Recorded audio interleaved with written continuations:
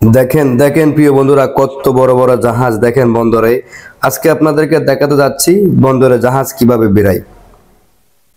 তো প্রিয় বন্ধুরা, এই যে দেখছেন বিশাল বড় একটা জাহাজ অলরেডি সাগরে চলে সাগর থেকে নদীতে চলে আসলো। দেখেন এই যে জাহাজের পাশে দেখেন ছোট্ট ছোট্ট দুইটা রাইডার দেখতেছেন, একটা অলরেডি টেলতেছে আর একটা এদিক থেকে যাচ্ছে। এই রাইডার গুলার কাজ হচ্ছে যে জাহাজের যেই ওয়ারগুলা ছিলিংগুলা আছে, অর্থাৎ রশিগুলা বড় বড় মোটা, এই রশিগুলাকে তারা টেনে কিনারে নিয়ে আসে আর জাহাজগুলাকে তারা মিমিশে মুহূর্তেই দুদিক থেকে ধরে ঘুরাই ফেলে। না হয় এই জাহাজ একা একা কিনারে আসতে পারে না, কারণ জাহাজের যে নিজস্ব গতি, সেই গতির রোধ এখানে হয় না।